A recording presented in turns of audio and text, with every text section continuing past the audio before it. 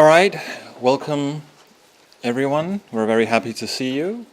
My name is Sten Christiansen, and this is my co-organizer Jens Lofert Jørgensen. A couple of practicalities. We have the latest, almost the latest version of the program. We had a cancellation last night, but that's for tomorrow. It's Clarence's paper, which has been cancelled. Sorry about that. Other than that, if you're suffering from withdrawals, the Wi-Fi network is called MyCloud, and it does not have a password, so you're free to use that. And as you can see, we're recording the whole thing. We'll be recording recording the keynote. We'll be recording all the panels. If you would prefer, and then we'll put it up on the website. If you would prefer to not have your research online, just send us an email, and we'll be happy to not upload it.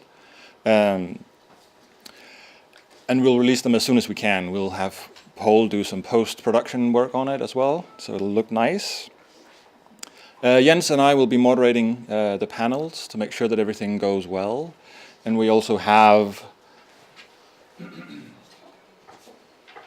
paper to let you know what's going on. I voted for a foghorn, but they declined. All right, we also have a couple of thank yous. First of all, of course, we must thank the Danish Council for Independent Research and the Carlsberg Foundation. They gave us money to enable us to do this conference. We should also definitely thank Julie Skibsted Larsen, our secretary, who kept track of all the money. Otherwise, right now, I would be in Hawaii. And thank you to Paul and Thomas for recording the whole thing. And of course, a thank you to Frederik Tygstrup for doing a keynote. And also, we want to thank Erin Manning and Brian Masumi for their immediate enthusiasm for this conference. And of course, we're very sad that they can't be here, and our sympathies are with both of them. And then, of course, we're also very happy that you're all here. We'll be enjoying a couple of good days with you. And so when I talked to a friend about this conference, how to do things with art, he immediately said, well, then you must know what art is in order to say what it can do. And I know that when Jens and I started talking about this conference, that was the last thing we really wanted to do. It was to define what art is. First of all, because that would be more fun to not do. And second of all, because we can have you guys do it. You can do all the heavy lifting. So we thought it would be a lot better to just work with that. But if I'm really sort of pressed, I would want to say something like Bruno Latour says, that his idea is that art is a movement in need of a continuation. It only stays as long as it is performed. If it stays, it means that others have taken over the relay. So this presupposes that there's always more than one involved in art. And that's a nice segue for me to hand it off to Jens, who can introduce Frederik Tygstrup. Thank you. Yes, I'm happy to introduce our present keynote speaker, whom we are very happy to have here. Frederik Tygstrup is a professor of comparative literature at University of Copenhagen.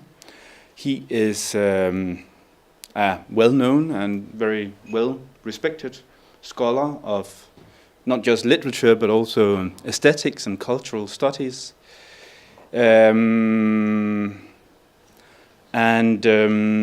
He's published books and articles in Denmark and internationally on an extremely, I think, wide range of subjects, including experience and let's see, what have we got? Spatiality, geography, topology, territoriality, urbanity, literature and medicine, literature and politics. To name some of your interests,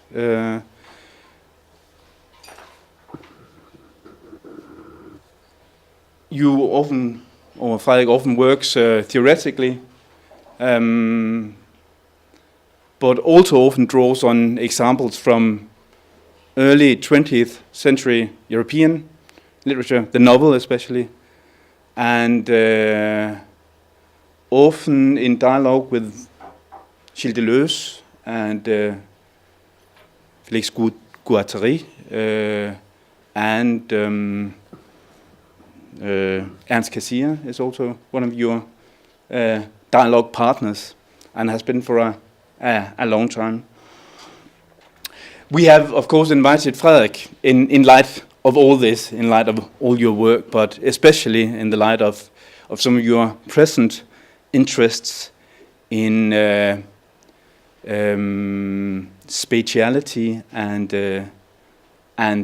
affect. The spatial aspects of affects and the affective aspects of spatiality.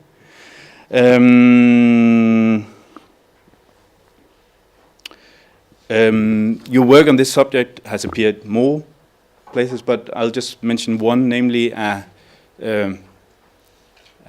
anthology that was published, I think, last year, named Structures of Feeling at Walter de Gruyter. An anthology that you edited together with Devika Sharma, who's your colleague at the University of Copenhagen. The title of Frederik's paper today is Figura, and that's basically what I know about it. So please enlighten us.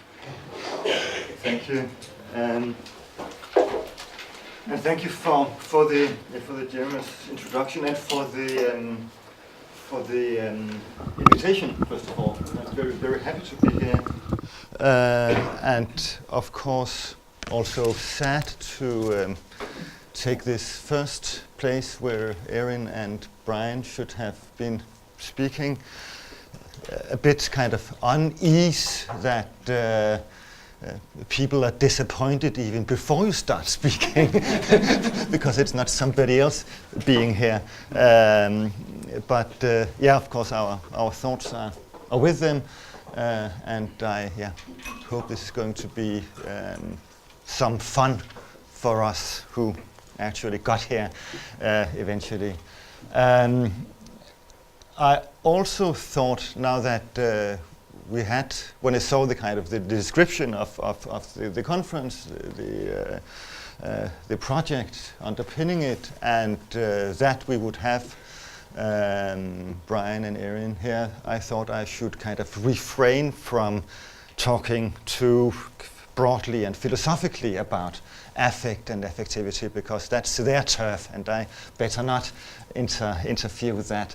So I thought I should find a kind of small corner of this huge area and say a little bit about that, because other people did the big image, which they now don't. But anyhow, I thought rather than talking on the main topic of this conference on art and affect, I would kind of limit myself to one of those kind of conjunctions, and affect, and not speciality as you were mentioning, Jens, but something about affect and science, semiology, and the relation between sign processes and affectivity. And that's what I wanted to capture with this title, Figura, which is not, of course, my own, but something I stole from a long-gone colleague, Erik Auerbach, wrote an article called Figura in the 30s. And there is something about this notion of figurality and the figure that I think that could be interesting for us to think about when we work with art and affect. So yeah, I will talk you through more aspects of this notion of figura, but that's just to say where did that come from. But I wanted to start somewhere else. I wanted to start with an image.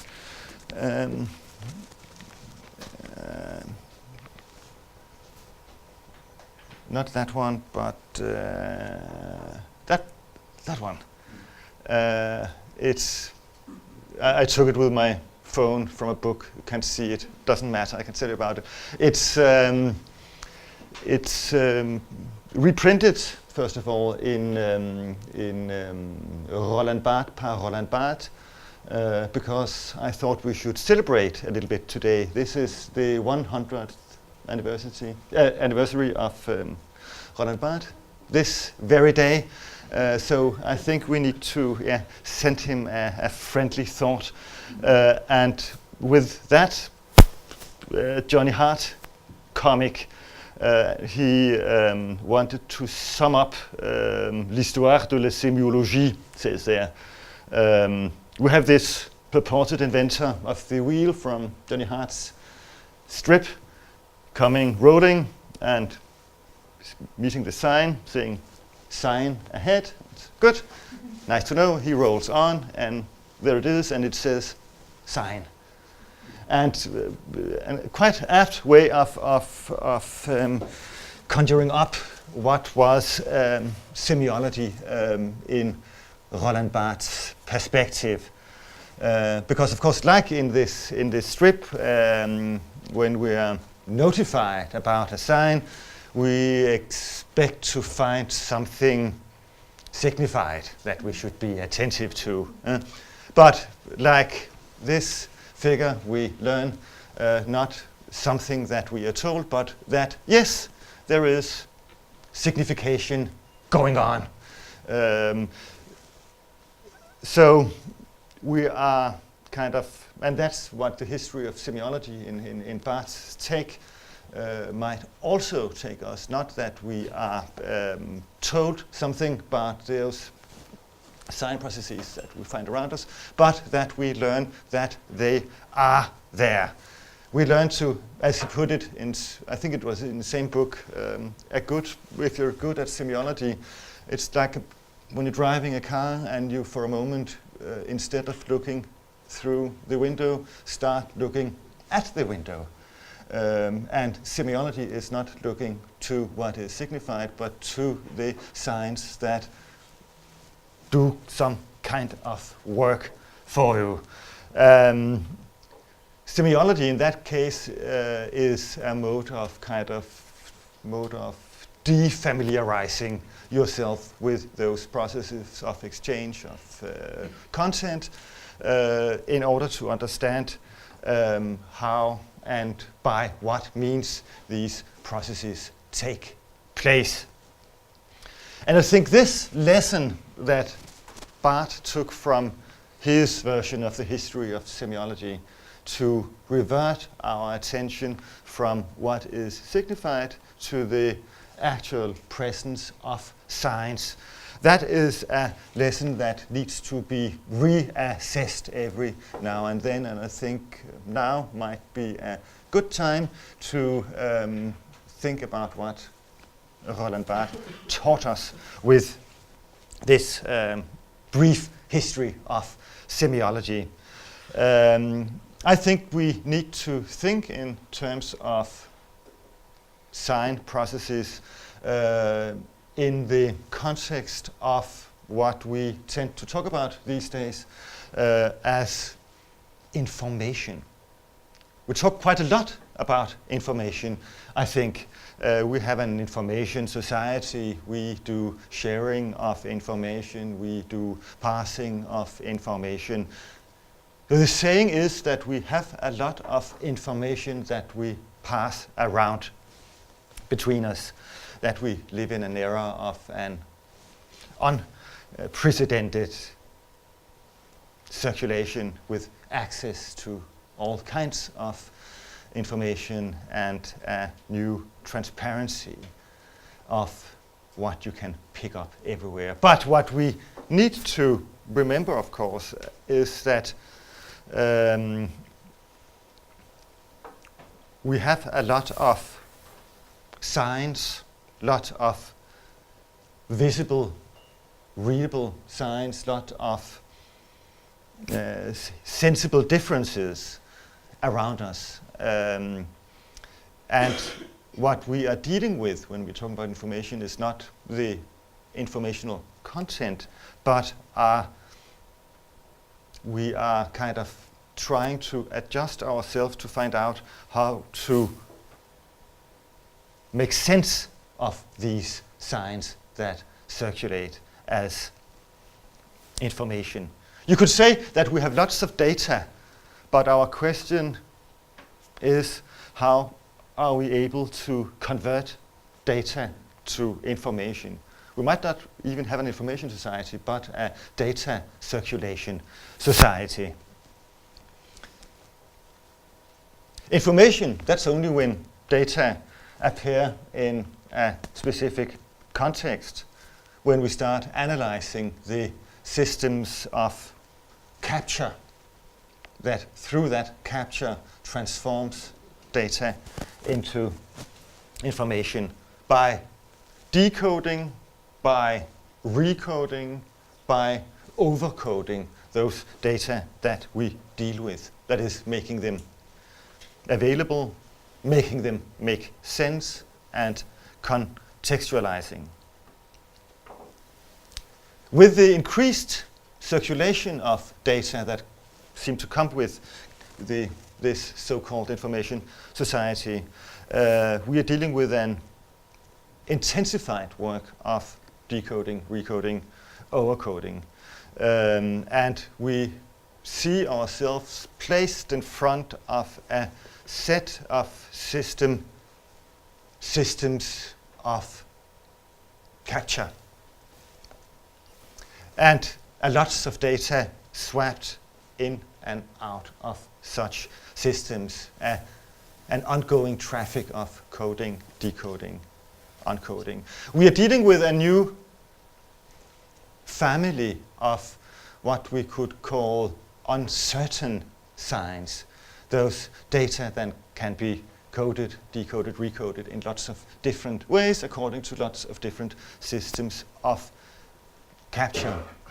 And that's really my point of departure here, that this so-called information age with this trafficking of data might require a renewed, say, Barthesian conversion from the content that they are purported to circulate to the stuff of signification that we are dealing with. Once more, learning the lesson from Barth to historicize the notion of science that we are dealing with. Kind of in remembrance of the gesture that Walter Benjamin famously made. He said when he was walking about in the early 20th century cities, he learned that reading was not something you did in the library, because you started really needing to read everything and everywhere. There's a new legible surface of the modern city, and those signs you met there, you didn't really meet them as you met signs when you read your books and manuscripts in the library. You saw them a little bit more like hieroglyphs. And I think this hieroglyphic gaze that Benjamin sported there is what Barth has tried to teach us. Treat science as materiality, as stuff, as something that we need to attend to. I just wanted to give a few examples of how I think that we are in a new historical stage of saturation with signs that are more hieroglyphic than ever. First of all, of course, the language or the writing that we call programming, which is written everywhere around us. I think it was Nigel Thrift at some point said that in an ordinary elevator, there are more programming lines than there were in Apollo 11, first one to land on the moon. So there is a huge invisible writing surrounding everything we do and all our stuff here that we are interacting with. There is a new agency of algorithms that are a part of the context in which we are living. think one of the examples usually comes up there is you remember the flash crash of 2010, where we had a number of algorithms running up against each other in Wall Street, or really wherever those algorithms exist out there somewhere, causing this strange breakdown of the financial markets, with no other reason that there was some kind of programmed agency that was not programmed to do something specific, but which interacted in strange and unforeseen ways that deeply affected people with mortgages and lots of people losing jobs and so on. So we are dealing with a trafficking of science in guise of algorithms that seem to be living in an other dimension than the one that classical semiology wanted to engage with. We are faced with a new instance of what Maurizio Lazzarato, I think,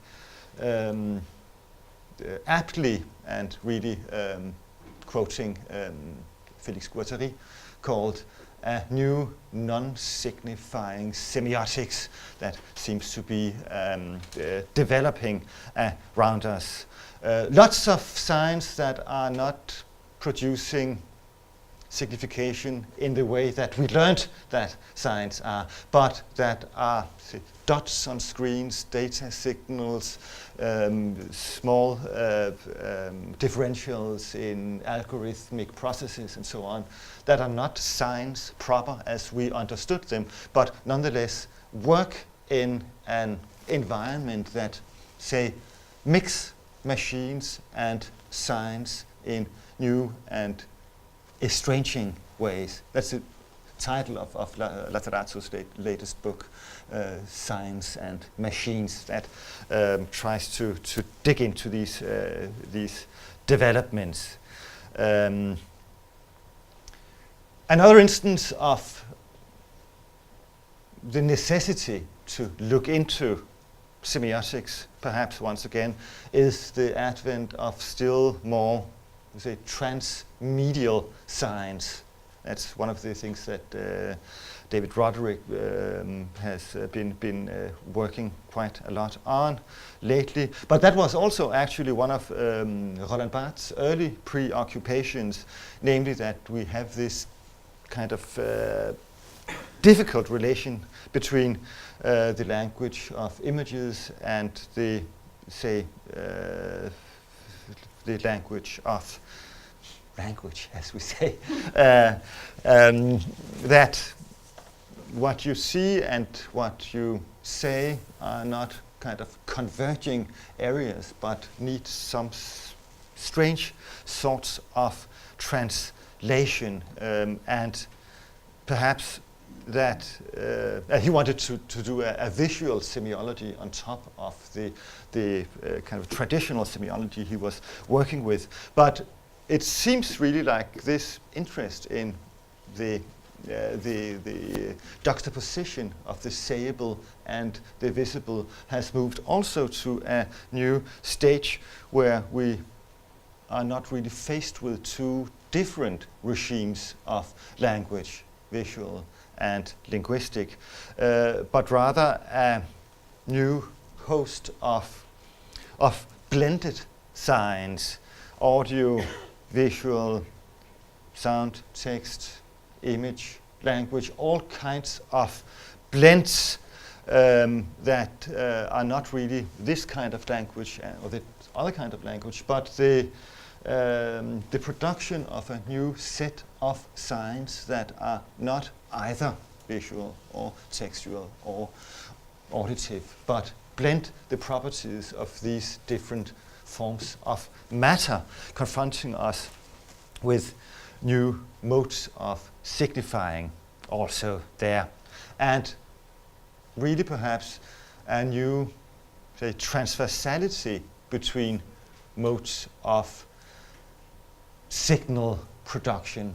I think it was Lev Manovich in his book on software made this interesting observation that kind of first generation software seemed to be modeled on the pre-software practices that it emulates. So we had kind of CAD software that emulates kind of plane drawing and took it into the machine.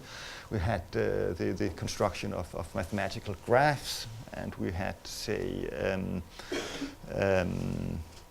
animation as a third kind of software. So we had some linguistic practices, language, expression practices. On top of them, we built some software. In the next generation, he observes, what happens is that they seem to start interacting. So we are no longer dealing with softwares that use a specific sort of science used for drawing planes, houses, or making mathematical graphing in 2 or 3D or animation, but seem to produce new ways of expression that conjure the different first generation instances of signifying. Until now, perhaps, when we edit images, sound, or 3D objects, or language, we really work in more or less the same interfaces. We do the same things, actually.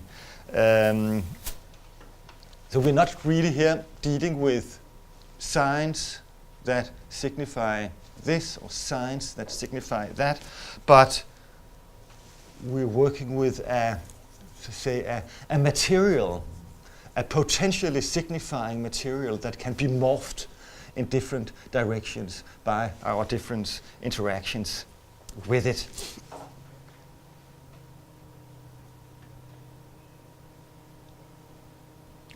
You could come up with some more examples. I'm not going to do that because it takes time.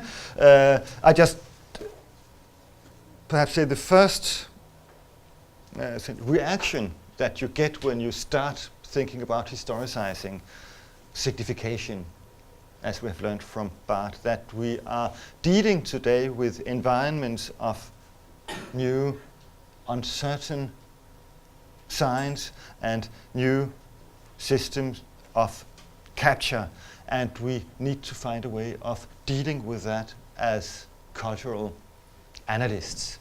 We need to be able to read the way of the world, and we need to adapt ourselves to the sign processes that we experience around us. We have to reassess what Saussure set as his program back in 1909, 10, something. We should try to establish a science that would be able to study the life of science within the life of society. That was his his research agenda back then. And to do that, today I think we need to dig below the everyday notion of science, difference that make a difference, or however we want to define science. And to confront that, we are not just dealing with science that signify, we are dealing with, say, bribes of textual, visual, auditive stuff, material that we work on.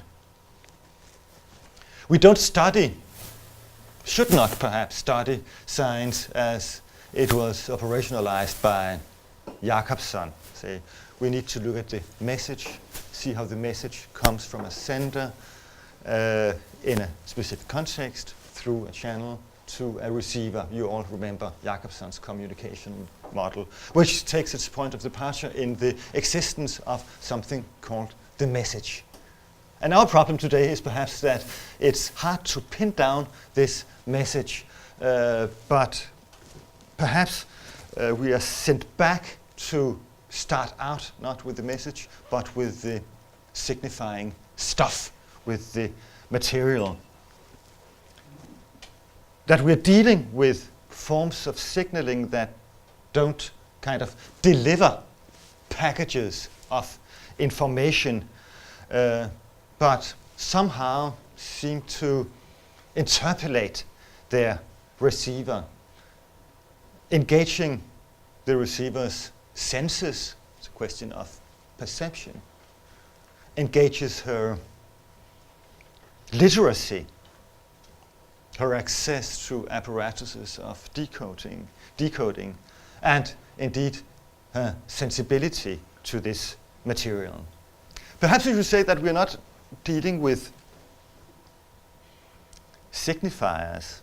We're dealing with this wonderful expression that Gilles Deleuze developed in his books on cinema. Let's not start out with the science, let's start out with la matière signalétique, the signaling matter. We are dealing with signaling matter and perceptible differences that might or might not make a difference in terms of information. How should we deal with these new signalétic matters and uncertain signs as cultural analysts and theorists? How should we conceptualize such signs? And that's where my title comes back. So perhaps we should think about them not as signs as defined by Saussure and the traditional structural linguistics. What if we said those signs are figural signs? Perhaps we could revamp this notion of figura that, as I said, Erik Auerbach launched back in the 1930s, writing this article called Figura. Figura, he says in this essay, or the term figura, expresses something living and dynamic, incomplete and playful. And it is equally certain that the word had a graceful sound which fascinated also many poets. Perhaps it's no more than an accident that in our two oldest examples, figura occurs in combination with nova. But even if it is accidental, it is significant for the notion of the new manifestation, the changing aspect of the permanent runs through the whole history of this word. Now, Auerbach's interest in the notion of figura was historical and philological. He was a cultural historian and a literary historian, finding that the history of culture and the history of language are consubstantial. The historical development of culture is a development in the ways in which we talk about the world. That is, we don't talk different about the world in two different cultural or historical ages. No, we produce different worlds as we inhabit them through talking about them in specific ways. That's a kind of the romanticist philology that we find underpinning Auerbach's world. The figural is the advent of new ways of giving meaning to the world, to him. As in English, to figure, to imagine, to have an idea, to try and point towards something you want to signify. So what Auerbach seems to be trying to come to terms with this notion of figura is not just signification, but the advent or the production of new forms of reference in historical and poetic language. He gives us a brief rundown of the history of the term. I'm not going to delve much into that, but interestingly, though, it comes historically in different aspects. The most ancient version of it he finds in Lucretius, where the figure is a piece of matter. It is something, it's a thing that might even signify something. But first of all, it's stuff, and I want to retain that. It's interesting. Then we move into the age of rhetoric, the Roman period with Cicero and Quintilian, where figure becomes a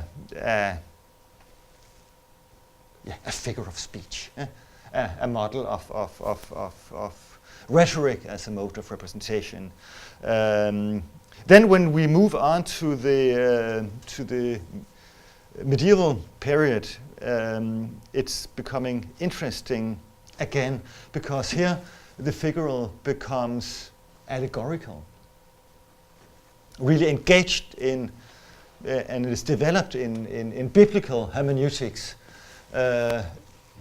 and theologians trying to get their head around how the Old and the New Testament work together, and come up with, we have a prefiguration of something in the Old Testament that is now refigured in the New Testament. So basically, to them, it is about identifying historical developments of, say, processes from prefiguration to refiguration, and tracing the way back of some signification to something that prefigured it, and the other way around, of course, what could it prefigure itself?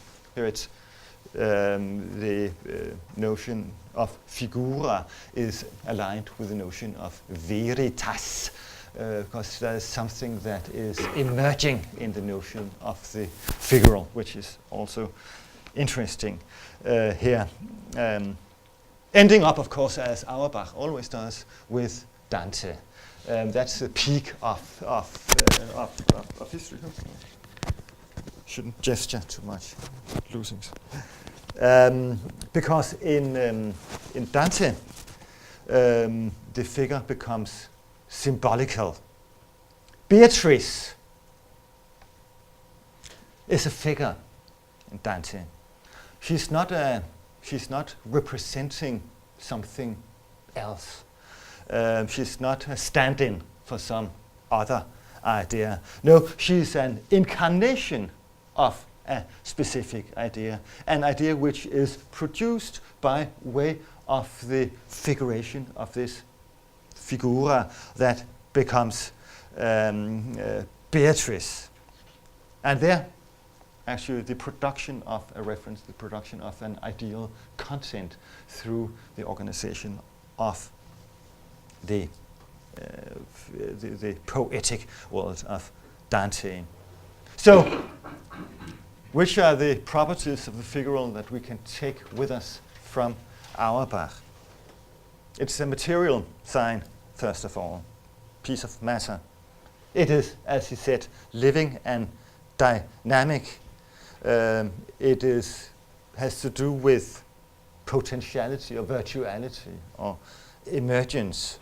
It has newness to it, emergent qualities. It refers back to something which it transforms and develops new meaning from that ancient matter, and at the same time projects meaning as something to come into the future, rather than pointing to some already established meaning. So, the figure is a thing and a particular sign. It is a thing, but it is also a bit more than just a mere thing, because it is a present which seems to transcend the mere presence of stuff. There might be some signification somewhere on its way. So it's a thing, but it's more than a thing. It has sign qualities, but it's more than just a sign, in the meaning that it's not just a reference to something signified, effacing itself, transparently relaying the meaning as structural linguistics would have it. No, it's as if the sensuous qualities of the thing keep sticking to the processes of signification, formatting the ways in which the signified is to be construed. So it's a thing with sign qualities, it's a sign with characteristic material properties. It's a piece of signaling matter, or a deformation of a signaling surface that we are dealing with. Now, it's unfinished, I said. It's heteronymous. It is entangled backwards in more ancient figurations, as Auerbach would have it. And it is somehow entangled forward also in a temporal process of what it might prefigure. You see here that, going back to Jacobson, what was the message seems to evaporate, and slipping back to the center and the context, or forward to the receiver and to the channel. The figural is a mode of signification that is, to put it kind of principled, heteronymous to production and reception, to the mode of production, to the labor of reception that we are engaging with. In terms of production, figuration is about calling forth or producing a meaning in a given material.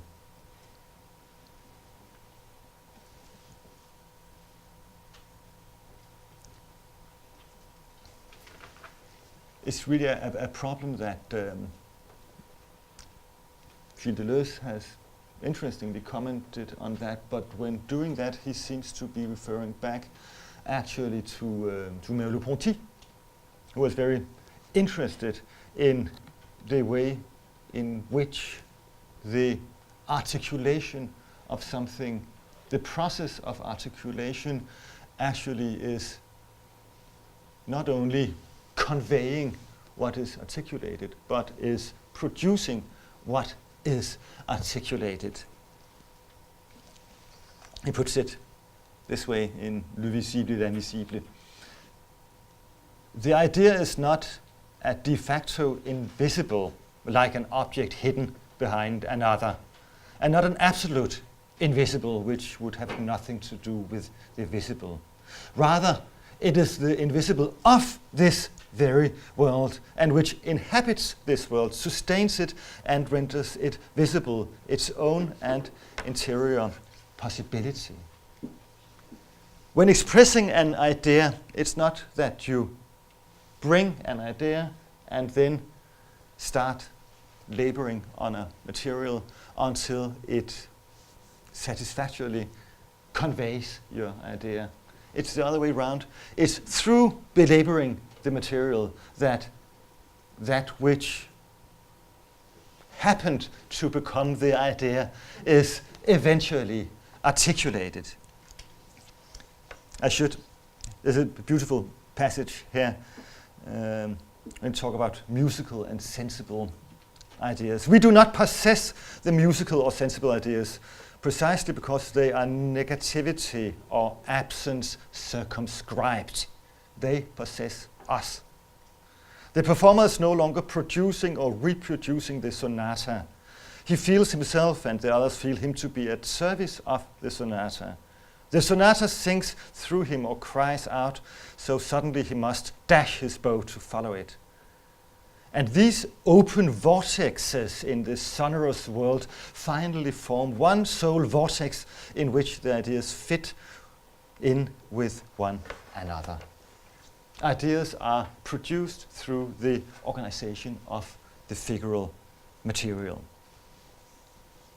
In this dimension of, say, production of the figural, the notion seems to debunk the notion of information as something packaged and distributed. No, it is something which is being made, something which is being confected according to a specific system of capture and coding. It's hieronymus to media and technologies of production. To us, that's an interesting point to insist on, I think, that figural interpretation, which used to be something literary historians did, is basically about understanding the production procedures underlying the medial processing of pre-figurative material. So we have this need to understand production processes in which the figural is entangled. And we have to tend to the reception processes through which the figural first really exist. Would like to another reference to Roland Barthes. After all, in a small text from 1976 called Écoute, about listening.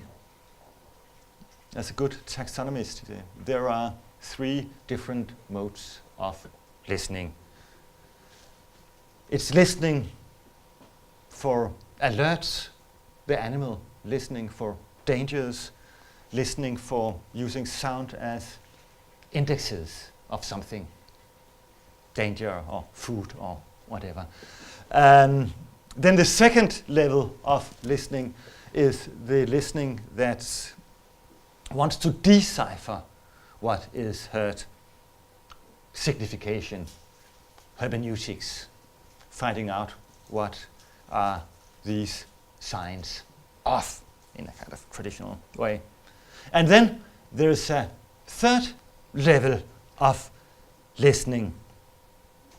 And he formulates that curiously. It's listening as an active engagement, not with what is sent to me already, but engaged with the sender, that is not focusing on the signifying, the signified, but focusing on the process of meaning production that comes with the relation between the sender and the receiver. At the second level, we were talking about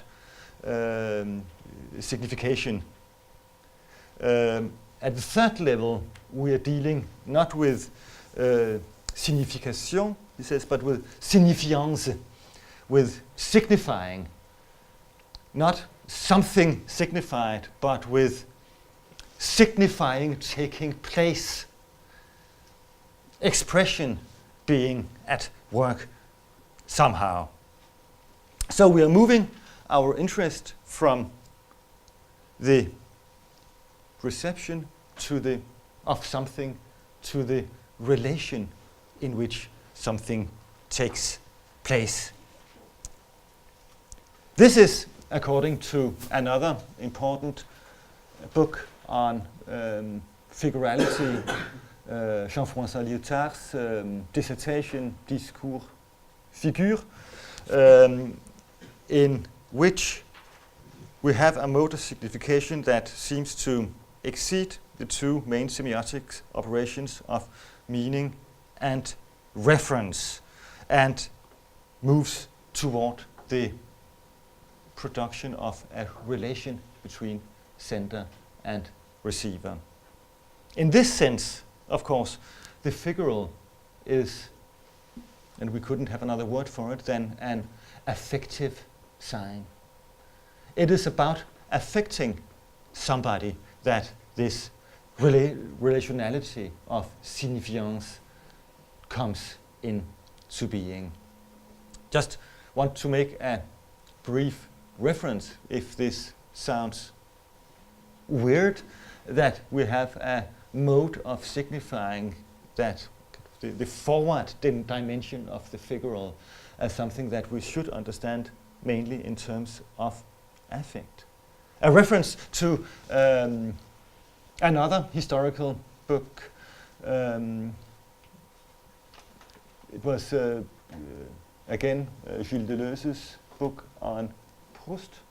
Last year, when we had the 100th anniversary of the first volume of À la Recherche, we had the 50th anniversary of Proust et les Signes.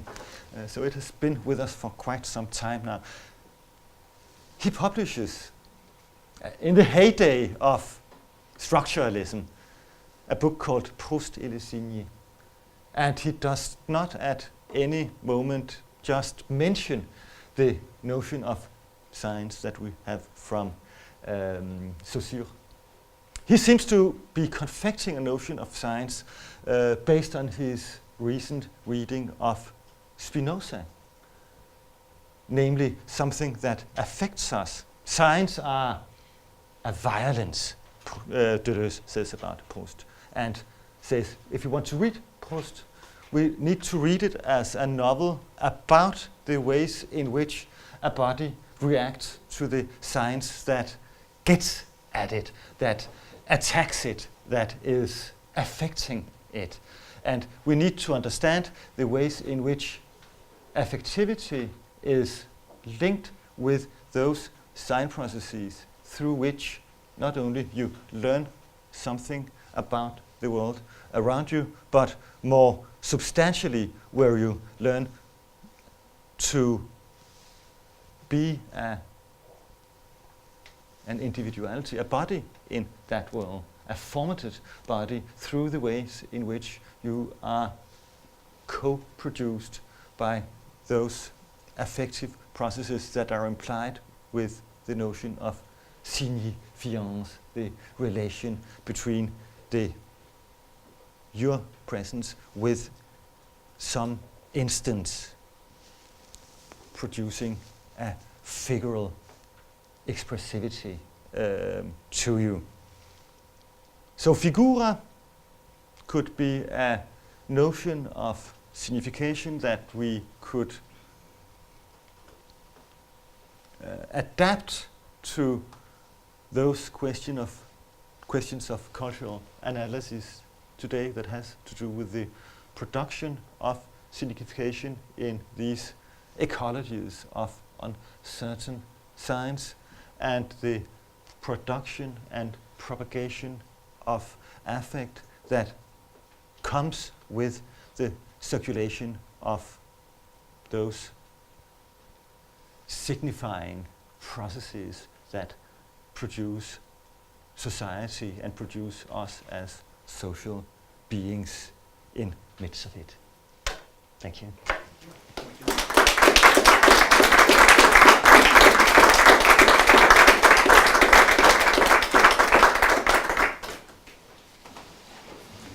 Yeah, I'll open up the floor for questions.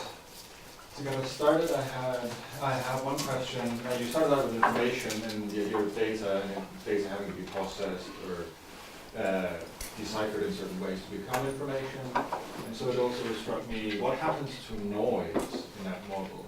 Are we sort of, do you lose noise? Is everything information, or is this still an aspect we would call noise? No, I would put it the other way around. We've got mostly noise.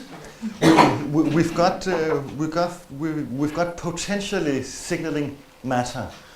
And we've got the options of capturing different configurations of that matter into something that we then tend to talk about as information. So I would definitely, go your way around it. Lots of noise. And coalescing, depending on the ways in which and the apparatuses with which we are able to frame it and to transform it to something which could establishing the alignment between science and machines is probably a good way to state this. I think the way Lazzarato is proposing, because we have these. We talk about machines. We're not just talking about kind of technical machines. We're talking about the blueprints of social and mechanical interaction. So we have kind of the machines in the kind of in the Foucauldian sense of the term.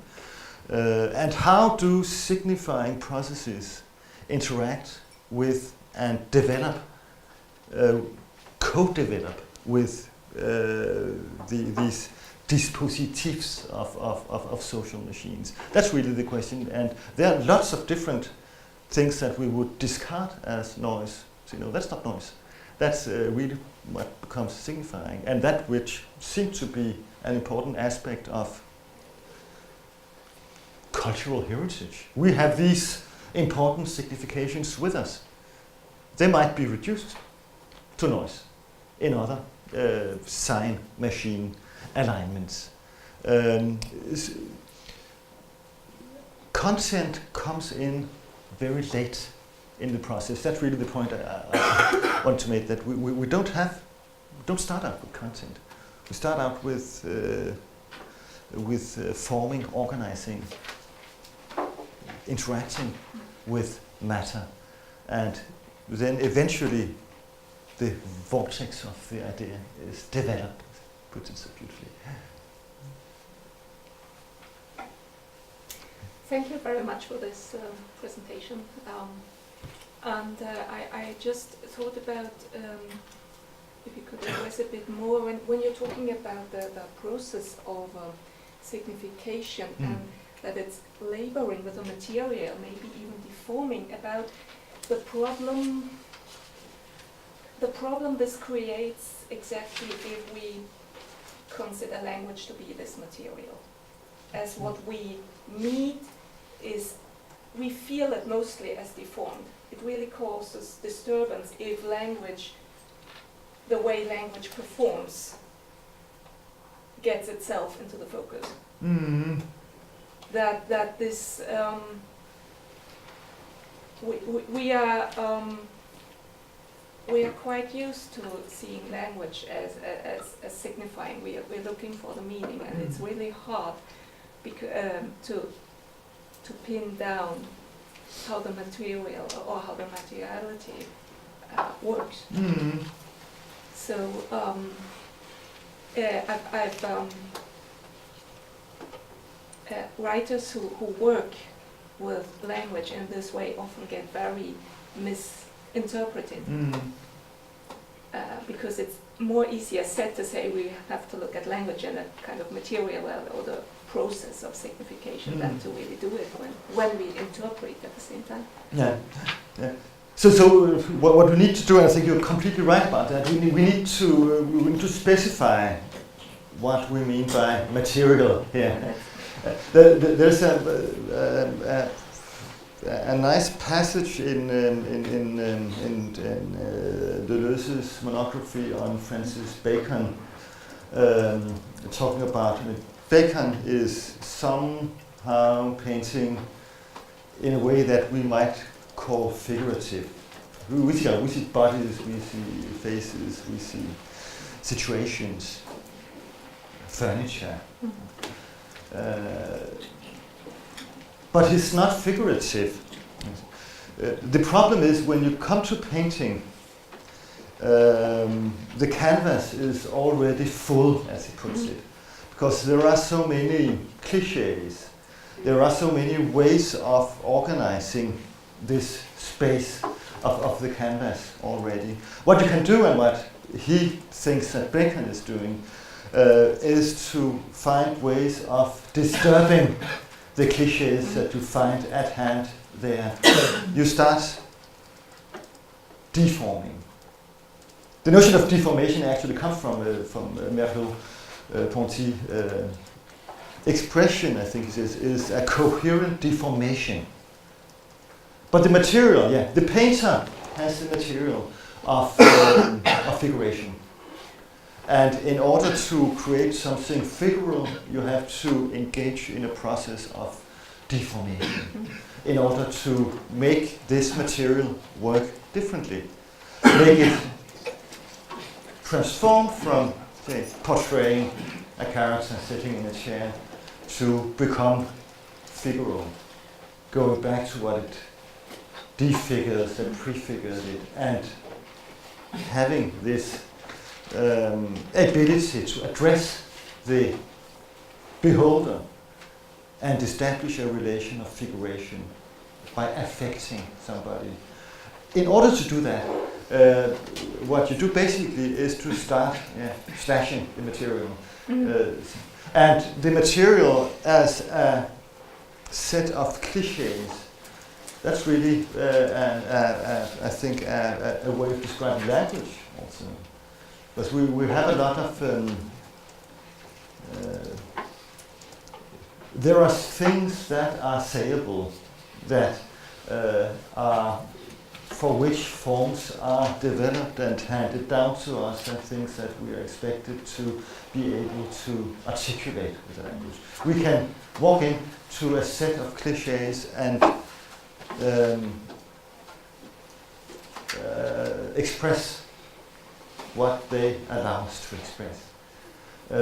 And in order to do something different, we have, like the painter, to engage in a coherent mode of deformation of this material that we are dealing with, which is basically then not the material that can be described in terms of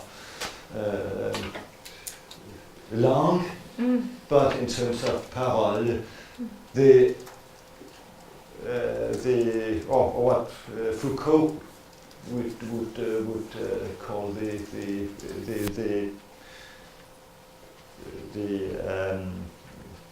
the strata of discourse that are available to us at a given historical stage, deforming that, and the specificity of the figural as not just being another name for the age-old avant-garde poetological principle of defamiliarization.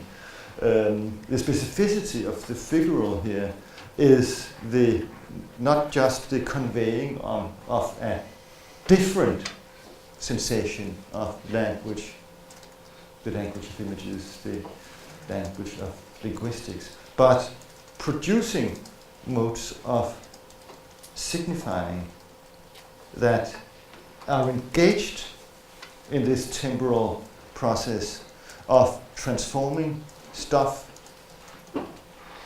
reformatting ancient instances of noise into significance and other instances of significance into new noise.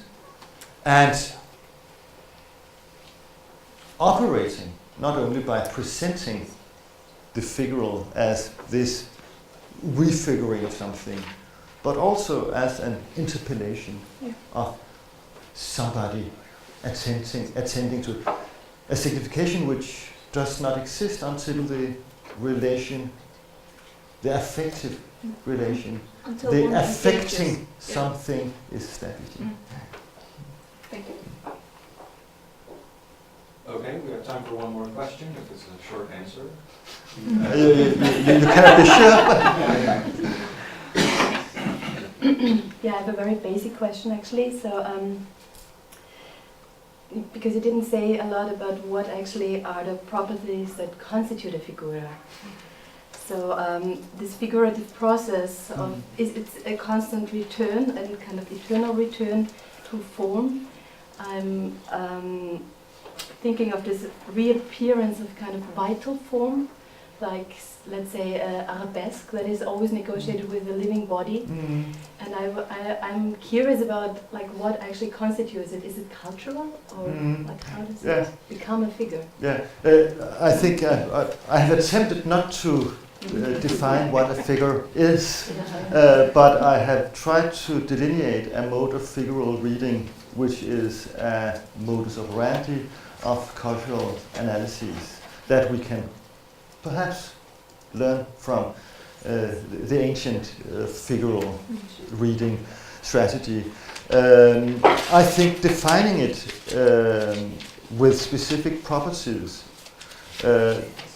would invite you to go into a specific area and say how is that's what Deleuze is doing with Baker. Okay, how can we define the properties of the figural in painting at that point?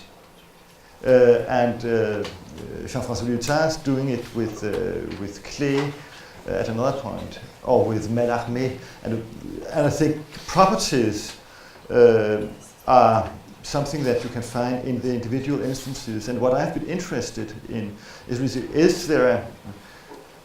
Saussure gave us a possibility of thinking about science in a different way, not as historical beings, kind of historical linguistics, but as these kind of specific correspondences between signifiant and signifiant, and gave us a way of redescribe signifying processes. What I would be interested in my use of figure was, could that be another way of reformulating our attention to signifying processes that would be able to account for this twofold entanglement in a mode of production and in a labor of reception that has to do with the specific affective nature of that science. So I think that the question is extremely relevant, and I think that in order to make a sustainable cultural analysis of anything, any whatever it be, a painting or an algorithm, or then you would have to say which are the properties we're dealing with here. But before going to defining things in terms of properties, it's, I think, useful to think of it in terms of formatting a material. Very kind of to take that very open and abstracted approach in order to understand these processes and see how they are articulated in the individual instances. And I think if one wanted to go into that, had planned that actually, it would to take up a page in Proust. How does the figural obtain specific properties in the narrator's relation to Charlus, whatever. And there you find answers, I think. But theory wouldn't provide it. Theory is a question here of approach. Yeah. All right. Thank you very much. Yeah, thank you very much.